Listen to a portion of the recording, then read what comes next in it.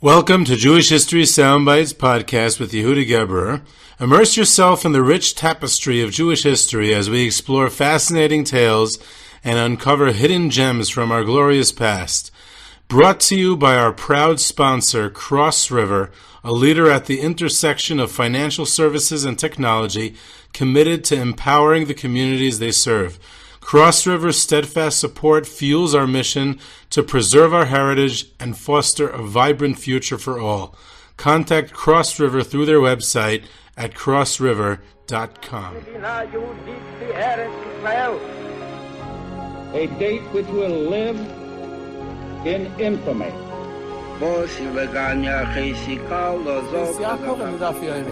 Both of those projects, initiatives, got off the ground because of the Guerrilla. The 11 Olympic team members slain in West Germany. The Olympic Games. Zugerecht Brüder in Amerika. Out of the 24 who were killed were Americans who had come to learn in Hebron. I say 1 million Jewish children who were made to be cut loose.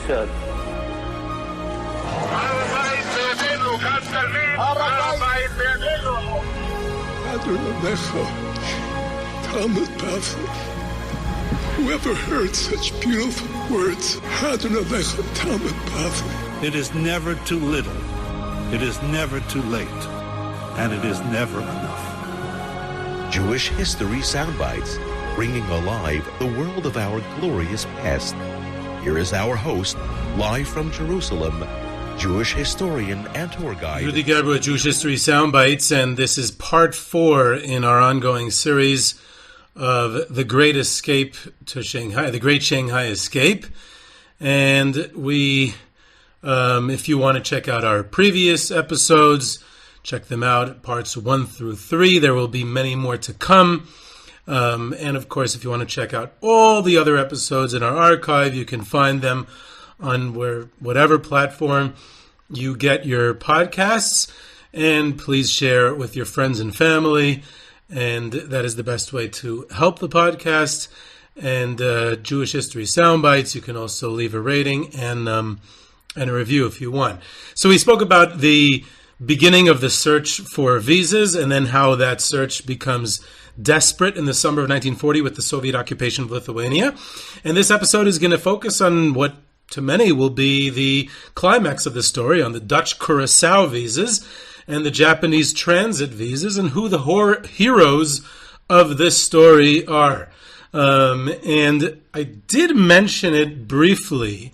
I called it an introductory episode to this series. It was a couple of years ago, I think. And it was about Nathan Gutwirth, the Telz Yeshiva student from Holland, who is one of the main players of the story, who I'm going to talk about a lot today.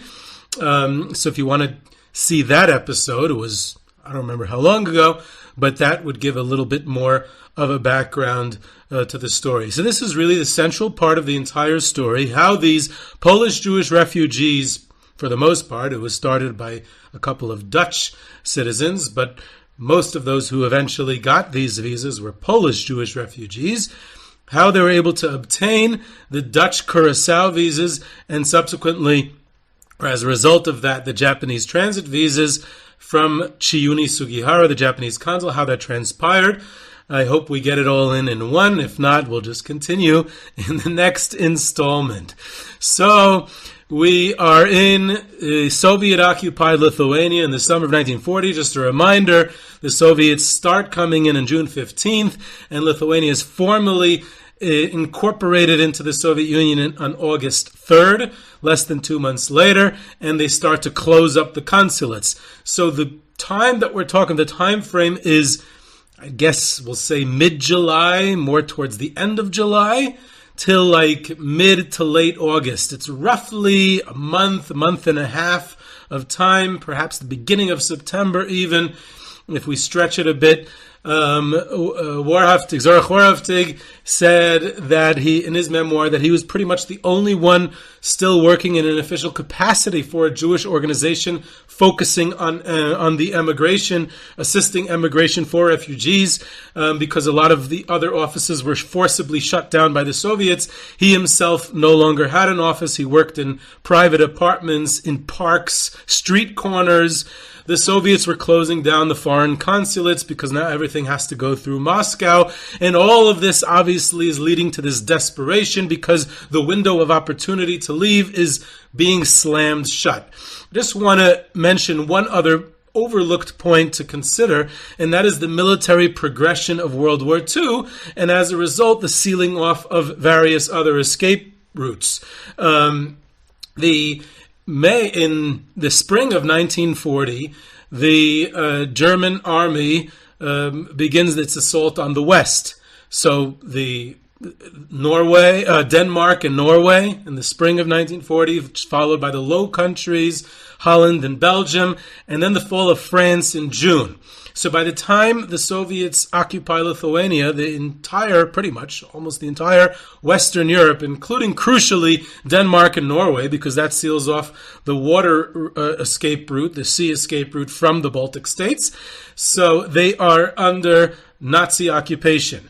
The Mediterranean Sea becomes a theater of operations for the British Navy and the German Navy, Italian Navy, and therefore it is difficult to escape through the south as well. Becomes more and more difficult, and pretty much by the summer of 1940, the only possible escape route is east through the Soviet Union to the Pacific Ocean, to Vladivostok, the Soviet Union's gateway to the Pacific, to the Far East.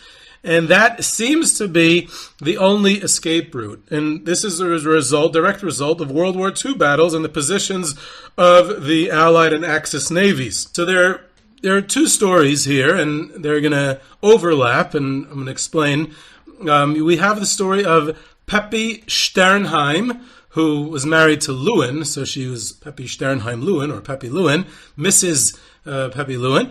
And she was a Sternheim, obviously, from birth, and she had grown up in Holland, had been a Dutch citizen, and then she married a fellow by the name of Dr. Isaac Lewin, or Lewin, who was a Polish Jew, lived in Lodz, from a very, very prominent Polish-Jewish family, big in Agudas Yisrael. His father was the Reisher Rav, Reb Aaron Lewin, and he himself was a leader in Agudas Yisrael, Dr. Isaac Lewin. He later became a member of the Lodz City Council as a member of the Agudas Yisrael. Was a very prominent individual, a very prominent family, and he marries this Dutch citizen. She loses her Dutch citizenship upon marriage to Lewin, and now she finds herself. They had a child in 1936 named Nathan Lewin, who today is the very, very famous and prominent lawyer, attorney, Nat Lewin. So he this is his parents, and now in the summer of 1939, her Dutch family, who still are Dutch citizens, including her brother Leo Sternheim and her mother, I think Rachel Sternheim. Her father was also there, but he returned to Holland when the war broke out, and unfortunately was later killed. But part of her family stayed with her in Poland, and they escape to Lithuania. So she, being a former Dutch citizen and being together with members of her family who were still Dutch citizens, she's trying to get out, and she thinks to turn very naturally to the Dutch ambassador in the area. And she writes a letter in July 1940, during this time that we're talking about, to the Dutch ambassador in Riga, who is the only real Dutch ambassador, a fellow by the name of Zorach LPJ de Decker. And she writes a letter to him, can she get out somewhere to a Dutch colony? Why a Dutch colony? Why not back to Holland? Because as of May 1940, Holland was under Nazi occupation. So that's an important thing to keep in mind as well. To get to some Dutch colony. So what Dutch colonies were out there? So there's the Dutch East Indies, which today is known as Indonesia, but in those days was a Dutch colony. There's the Dutch colonies in South America and the Caribbean, such as Suriname and Curacao, an island off the coast of Venezuela, and others, several others there. And these were also seemingly viable options. And De Decker writes back to her and says, yes, you can go to the Dutch colony of Curacao, and you don't need a visa to get to Curacao. It's dependent on the governor's permission. It's his discretion whether to allow people in. There is no visa required. It's completely based on the governor's permission. And what Mrs. Lewin was able to secure from De Decker was that can her passport be stamped that no visa is required for Curacao, and leave out the second part that you need the governor's permission. Now, no visa required for Curacao is a meaningless sentence. It's not a visa. It's not anything official. And especially if you leave out the second uncomfortable piece of information that you need the governor's permission. So this is a crucial, this is a crucial piece of information missing. And De Decker agreed, and he said, yes, send me your passport. And he had it stamped, and then he had her take the rest of her family taken care of via the honorary consul in Kovno, who was not an ambassador. We'll get to him in a second. A fellow by the name of Zwartendijk, and he took care of the rest of the travel documents from the family. So that is the Lewin side of the story. On the Gutwirth side of the story, so Nathan Gutwirth was also a Dutch. He was a actual Dutch citizen, not a former Dutch citizen, and he had come to learn in the Telz yeshiva, and he was a foreigner in a Soviet-occupied country, so he wanted to leave. So naturally, he turns to his ambassador and he asks the ambassador, sends a letter to the ambassador De Decker. At around the same time, it could be a few days later.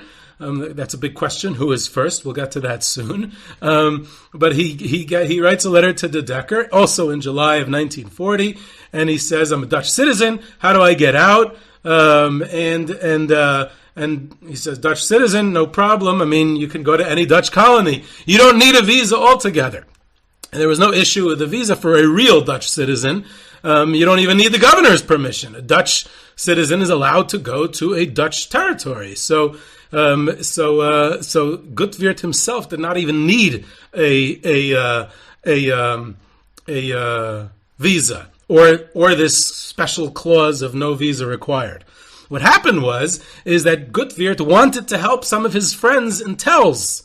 And he wanted to help some of his friends who were actually Lithuanian citizens, and because of that, they were also Soviet citizens. So ultimately, he was unable to help them because they were not eligible for Soviet exit visas. But at this point, at least they were trying to get end visas. So he sends a second letter to De Decker, and he says, "Okay, I'm a Dutch citizen, and I don't need to get a visa to go to Curacao. But I have friends who are Lithuanian citizens, and they will need a visa. So how do they get in?" So he says, well, there is no visa required for Curacao, but you need the governor's permission, and the governor will not give you permission. Now, in both of these letters, De Decker wrote to Gutwirth that he said, by the way, you'll never get out anyway, you or your friends, because the Russians will never allow the Soviets will never allow transit. And that was because Holland and the Soviet Union did not have diplomatic relations. The government of Holland did not recognize the Soviet Union. So De Decker believed that no one would be able to get out by traversing the Soviet Union anyway. So he actually recommended to Gutwirth to go back to Holland. He said, who cares if it's occupied by the Nazis? Apparently he did not realize that Gutwirth was Jewish, so otherwise he probably would not have recommended him to go back to Nazi-occupied Holland. But De Decker believed that the Soviets would not allow a transit to traverse the Soviet Union to get to Curacao because they did not have diplomatic relations with Holland. So he said, anyways, you're not going to be able to go. So, but if you somehow manage to go, so you don't need a visa because it's the governor's discretion. He can give permission. So then Gutwirth asks, can you drop the second half of the sentence? Can you say, no visa required for Curacao? Let me get the exact language, what it said. what was eventually stamped by Zwartendijk on the passports was the Dutch consulate in Kaunas. Kaunas is Kovno. So the Dutch consulate in Kaunas hereby declares that for the admission of foreigners to Suriname, Curacao, and other Dutch possessions in America, an entry visa is not required. That was the text of the so-called Curacao visa. And it does not include, obviously, the clause that you need the governor's permission. So de Decker says the governor will never give you permission. So it's useless getting these visas. The governor is not going to give you any permission. By the way, that happens to be correct. A fascinating end part of the story, which I'm jumping ahead of the story, obviously, is that the governor of Curacao at the time, I forgot his name, we do know his name, he later became the ambassador to the state of Israel, 30 years later or something. He was the Dutch ambassador to the state of Israel. And Zorach Warhaftig was a minister in the Israeli government at the time, and he met this Dutch ambassador, and it turns out that he was the governor of Curacao. Now, obviously, not a single refugee ever made it to Curacao. I think that's well known. So these Curacao visas weren't really, they were dubious visas. We're going to explain that. But Warhaftig asked him if he knew about the story. And the first time this former governor had heard the story of the Curacao visas was from Zorach Warhaftig 30 years after the war. So he didn't even know about it. So Warhaftig said, let me ask you something. Going back as governor then, knowing what you know then, not knowing what you know now, what would your position have been? Would you have allowed those refugees in or not? And the guy said, I would not have allowed a single one in. I would have turned them back just like Cuba and the United States did to the famous ship, the St. Louis, that left Hamburg in 1939, and a very infamous story of the St. Louis of Jewish refugees that left Germany and was denied entry in Cuba and then later in Florida as well. So he says, I would have done the same exact thing that Cuba and the United States did to the St. Louis, I would have done to the refugees coming to Curacao. So the governor never intended to allow a single one in, and we know that for a fact. He told that to Warhaftig when he was ambassador in the state of Israel many years later. So in any event, so this was a crucial thing. De Decker agreed to drop the second half for these friends of Gutwirth, who were Lithuanian citizens and ultimately were not able to get out because they were Soviet citizens, and unfortunately they perished. But he tried getting them, he got them these end visas for Curacao from de Decker, and he left out the part about needing the governor's permission, and there would be just this no visa required for Curacao. Now, the whole idea of this being considered a visa is almost preposterous. It's not a visa. It says no visa required. Even using the word visa in the context of Curacao made no diplomatic sense. The visa doesn't make sense in the sentence. There is no visa. It's irrelevant, and it shouldn't even be considered a visa. But de Decker agreed. And the question is why de Decker agreed. And no one really knows. It's likely that he supposed it would never work anyway because he believed the Soviets would never allow transit of refugees across because Holland and the Soviet Union did not have diplomatic relations. It's also likely that he agreed because since the Dutch government was in exile in London, so he figured there's not much oversight here. He has more latitude to do what he wants, so why not? Let's try out something wild like this. Or because he thought the governor would never allow them in anyway, so at least he looks good, he's trying to help out. Or maybe he was just a good-hearted person, and here's a guy trying to help a few of his friends. It was only, Gutwirth says in his testimony that it was only 15 of his friends, 20 of his friends at most, that he was trying to help out, and that was it. So he said, okay, fine, let's help out a couple of Lithuanians, and maybe that. But maybe there was other reasons as well. But the bottom line is that de Decker agreed. Not only did he agree, but he wrote in a letter back to Gutwirth that he authorized the Dutch honorary consul in Kovno to stamp the passports in that fashion, Jan Zwartendijk. Now, who is Jan Zwartendijk? He was not really a consul or a diplomat or an ambassador or anything. He was a businessman. In fact, he and Gutwirth were friends from before the war. There were not that many Dutch citizens living in Lithuania in the 1930s. And the Philips company was this electronics company that was a Dutch-owned company, and they had a branch in Kovno. And when Gutwirth was once like a Bein Hazmanim, a summer vacation in Kovno, from Tells, he noticed the Phillips sign. So he walked in, he said, "Oh, familiar, Dutch." He got all excited, a little piece of home. And he went in, and there was this young, classy businessman inside. So they started schmoozing in Dutch, and they became friends. And Zwartendijk used to send Gutwirth newspapers, Dutch newspapers, twice a week. So they were in touch. So they knew each other. That also helped. And the honorary consul, which was not a real diplomatic position before that, because Riga, which was in Latvia, was the real embassy of Holland in the Baltic states, where de Decker was. De Decker was a real diplomat. But there was always an honorary consul in Lithuania, and that was a Baltic German who had German Nazi sympathies. I forgot his name. And he was dismissed, obviously, after May in 1940 when Holland is invaded. They don't want someone with Nazi sympathies being their representative in Lithuania. And they didn't really have anyone else. There wasn't too many people to choose from. So the Dutch government in exile asked this fellow, Zwartendijk, who had zero diplomatic experience, and he wasn't a diplomat at all. They said, "Look, you're a businessman. Phillips has an office, so at least you have an office space, you have a place to meet people. So can you act as our honorary consul for, a period of time until we find something more permanent?" Now, it wasn't something more permanent because the Soviets shut all the consulates very soon afterwards. So Zwartendijk, this guy with no diplomatic experience, who never had any more for the rest of his life, he was never a diplomat afterwards, he was a businessman for the rest of his life, he was this sort of honorary consul for a period of about 2 months, maybe less, until the Soviets nationalized Phillips and closed the consulate in August 1940. And he is authorized by de Decker to write these, first he hand wrote it, and then he made a stamp, this official-looking stamp of these so-called Curacao visas that said the Dutch consulate in Kaunas hereby declares that for the admission of foreigners to Suriname, Curacao, and other Dutch possessions in America, an entry visa is not required. I think it was written in French, if I'm not mistaken. And Zwartendijk goes ahead and does it. Now, what happens next is fascinating.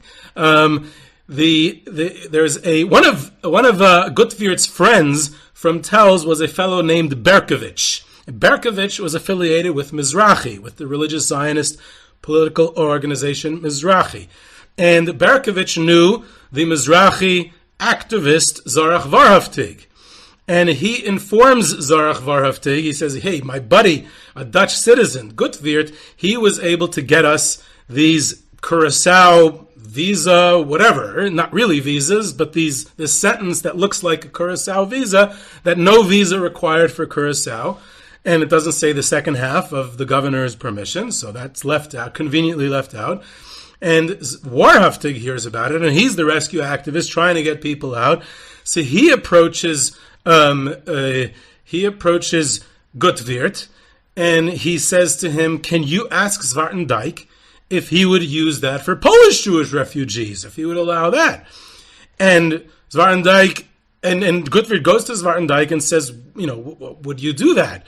And Zwartendijk says, "Well, listen, I didn't receive any restrictions from de Decker. De Decker authorized me to stamp people's passports or write in people's passports. No visa required for Curacao. I never got any number restrictions or citizenship restrictions. It's anyways for foreign citizens. Dutch citizens didn't need this visa because they can go to any Dutch territory. So, yeah, why not? That didn't seem like an issue." And Gutwirth in his testimony says that obviously Zwartendijk never imagined that he would be mobbed by thousands of people. He thought, another couple of people would want it, these dubious visas.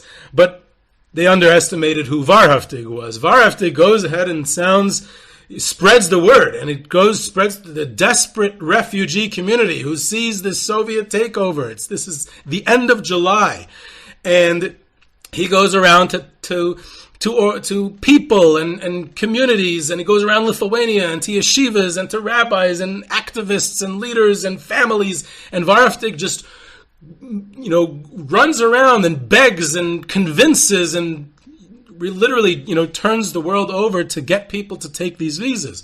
And many are skeptical.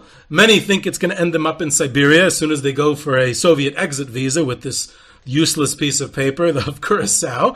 But many are desperate, and they listen to Warhaftig, and they go ahead and get the visas.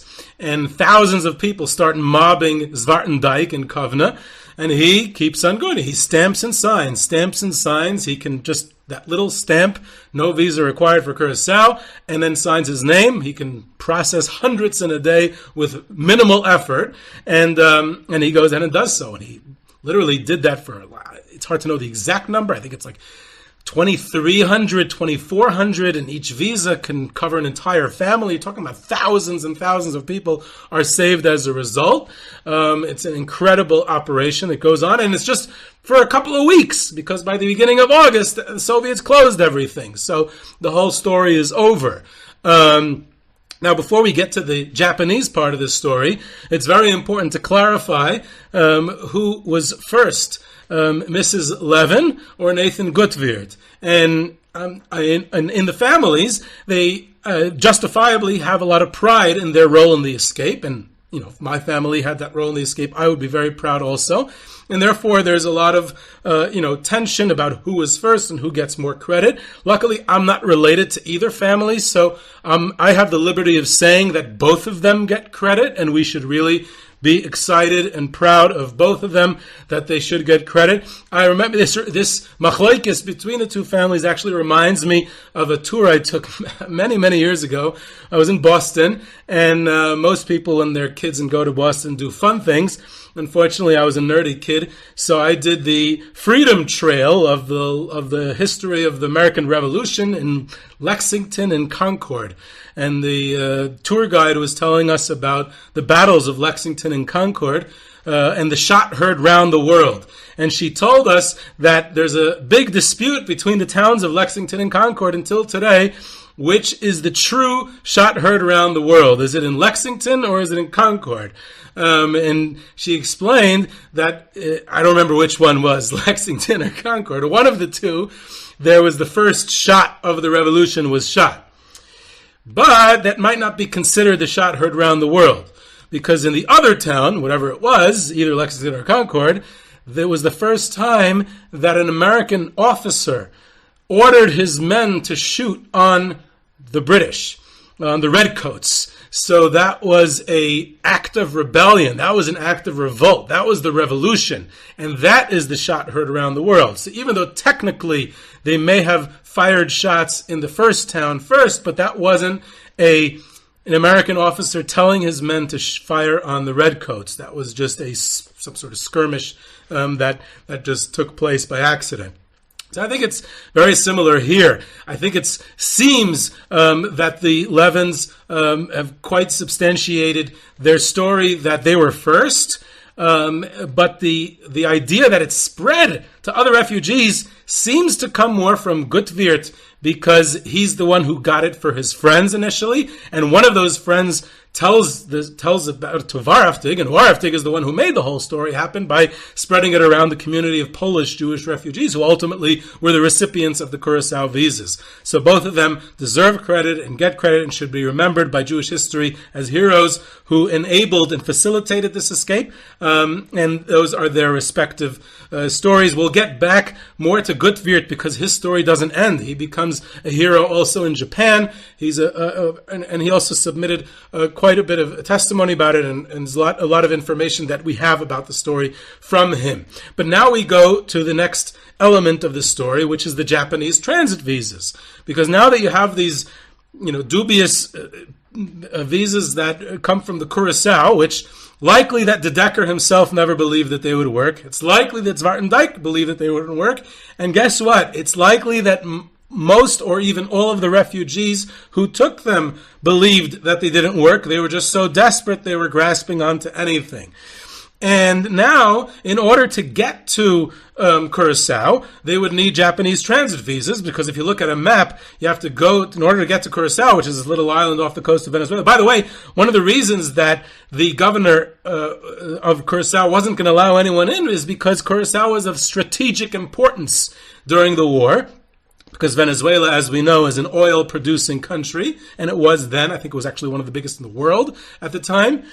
And many of the oil refineries were in Curacao. So it was a strategic importance, and you don't allow foreign refugees to overwhelm your place of strategic importance in oil refineries during wartime, because that's how espionage happens. That's how spies infiltrate. So the governor was kind of justified in not allowing, in saying that he would not have allowed refugees into Curacao. As it happens, no refugees ended up in Curacao, so it's irrelevant. But the idea is, in order to get there, you have to traverse the Soviet Union on the Trans-Siberian Railroad. You have to cross the Sea of Japan, go through Japan, and from Japan, either go to the Dutch East Indies, which is today Indonesia, or to cross the Pacific Ocean and get to San Francisco, or to go down to Panama and cross over into the Caribbean and get to Curacao. So you need to go through Japan. So they needed Japanese transit visas, and especially since they were ultimately going to ask for Soviet exit visas, you need to have all the documentation in place before you approach the Soviets to request Soviet exit visas. So they go to the Japanese consul, Chiune Sugihara, also in Kovno, and he starts to give them Japanese transit visas based on the Dutch Curacao visas that they all had. So he starts to give them visas. He sees they have Dutch Curacao. Now, did he believe that the Dutch Curacao visas were real? We don't know. It could be that he believed they were real. It could be that he saw right through it and saw that it wasn't, and he decided to give them transit visas anyway. The bottom line is that he agreed, and he decided to give those visas. And he also gave thousands of these visas. In fact, Sugihara was such a hero that he even gave Japanese transit visas to some refugees who did not have a chance to get the Dutch Curacao visas. And that's a story we'll come back to later, because that is where Gutwirth helps them out in Japan by going to the Dutch consul in Japan and getting them Dutch Curacao visas at a later stage. So Sugihara gives visas to anybody who asks, transit visas, but primarily based on the fact that they had these Curacao N visas. Now, this is all, again, in that same couple of weeks, at the end of July and the beginning of August in 1940. This whole story happens.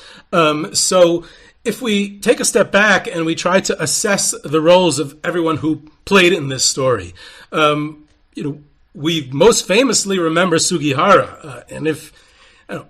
I'm a big fan of Sugihara. I think my Sugihara fan credentials are impeccable. I was in the Mir for 13 years, and the Mir is saved by Sugihara, and I always was a fan of his story. Every group that I bring to Lithuania, I make sure to go to the Sugihara Museum in Kovno, and I've read all the books about it, and I've done the research. I'm a big fan of Sugihara. I think I was one of the only tour guides in Yad Vashem history that went to the tree, the Righteous Among the Nations Sugihara tree, and told his story there with groups. So anything I say to qualify that is not in any way, God forbid, a critique, but it's just try to understand the story in context. I don't see how it's possible to see that Sugihara was the main player of the story. To start with, it's almost impossible to claim that he acted against the Japanese government. If he acted against direct orders from the Japanese Foreign Ministry, he would not have been promoted afterwards. He was promoted after the Soviets closed the consulate in Lithuania. He was promoted to a position in Germany, which is the biggest ally of Japan during World War II. I think in Leipzig or even in Berlin itself. I have to double check that, but somewhere in Germany. Later on in Bucharest, which is another ally, he's in literally the most important diplomatic positions. He also was, he wasn't even, he had other roles besides for being a diplomat. He was also a spy for the Japanese imperial government. The reason he was in Lithuania in the first place wasn't even for diplomatic reasons. The Japanese did not need a consulate in Lithuania. They needed a spy in Lithuania, and the consul was just a cover.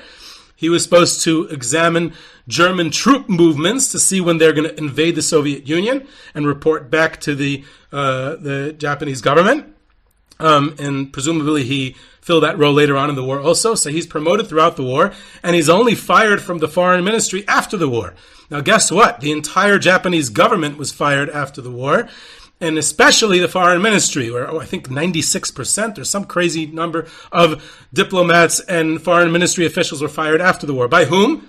not by the Japanese government, by Douglas MacArthur, who did a shake-up of the entire Japanese government and especially the Foreign Service because he was trying to get rid of all the Japanese imperial government people from the war. He was trying to democratize Japanese society. He was trying to do that's a whole story of the history of Japan and what MacArthur did in now that role and how he influenced the writing of the Constitution and all that. But that's when Sugihara is fired. So it's almost impossible to claim that he was acting against direct orders from the Japanese government. To me, I don't understand how it's possible. Also, he comes after the Dutch Curacao visas. So he plays a very important role. But if you'd ask me, the Dutch people, they instigated the process. They were the ones who gave this, and a very shaky visa at that also. They took a much bigger risk. Not only that, but Sugihara had diplomatic immunity. He was a real diplomat. The Japanese and the Soviet Union did have diplomatic relations, so he did not take a real risk, security risk as far as the Soviet Union was concerned, whereas Zwartendijk and de Decker did not have diplomatic immunity because Holland did not recognize the Soviet Union. There was no diplomatic relations between the two countries. And they got the ball rolling, and Sugihara was doing a fairly simple thing. He sees an end visa, and the Dutch government considers this an end visa. No matter if you believe in it or not, the Dutch government is standing behind their end visa of the no visa needed for Curacao. So all he's doing is writing a transit visa on that. He said, you consider this an end visa? Okay, you can have a 10-day transit visa through Japan. So he's great, and he's a hero, and he saved lives, but I think we have to put it in proportion. I hope this doesn't sound like a controversial reassessment. I'm just trying to read history. It's very interesting in Gutwirth, in his testament, and you could say he's biased because he's Dutch, but I want to relate what he said in his testimony. He was asked, who do you consider the greatest heroes? Rank them. Rank the heroes of this story. And this is how Gutwirth himself, who was an eyewitness, first of all, by the way, he played down his own role. He said he's not a hero. He said, all I did was try to save a couple of my friends. I didn't do anything. Very modest himself. But this is how he ranked them. He said that the greatest hero of the story is Zorach Warhaftig, who spread the word and convinced people and begged people and riled up everyone to get these visas, no matter how dubious they seemed. He's the one who initiated the idea of getting Zwartendijk to expand it beyond just the limited circle of Dutch citizens such as Sternheim and Gutwirth and his friend Nussbaum, and then a few of his Lithuanian friends. Warhaftig got it to all the Polish Jewish refugees and actually convinced them to go ahead and do it. He oversaw the whole process. So in Gutwirth's eyes, Warhaftig was number one. Number two, according to Gutwirth, was de Decker, because he was the diplomat who got it going. Number three was Zwartendijk in Gutwirth's ranking. And number four was the Japanese government, not even Sugihara, because actually number four was the Dutch consul in Japan. We didn't get to that story yet. Die Woede. Which we'll get to hopefully next time or in 2 episodes, who saved further refugees who did not have the Curacao visas at that point. We'll get to him. And then he said the Japanese government, because they had these 10-day transit visas and the Japanese government allowed them to stay for 8-9 months.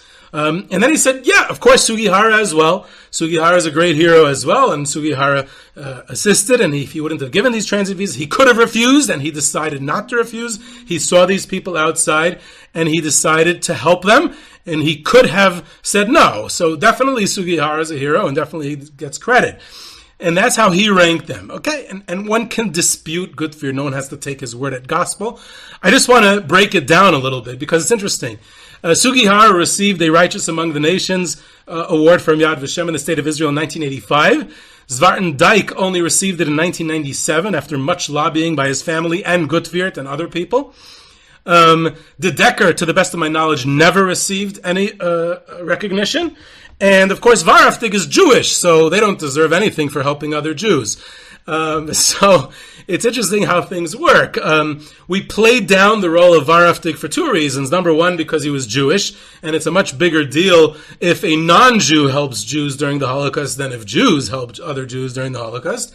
So that's one reason. Another reason that we downplay Warhaftig's role is because he was, in the yeshiva community at least, is because he was a Mizrahi Zionist who, like we'll see in next episode, he went against the consensus. Many of the rabbinical views at the time was to be very skeptic about these visas and to oppose the visas because these Curacao visas seemed fake.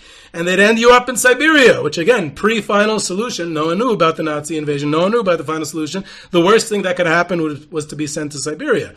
And as soon as you ask for a Soviet exit visa, they're going to send you to Siberia because you're disloyal to the Soviet Union. So we'll speak about that next episode, but that's another reason that Warhaftig's role has been downplayed because, he went against the consensus and, he ended up being kind of right.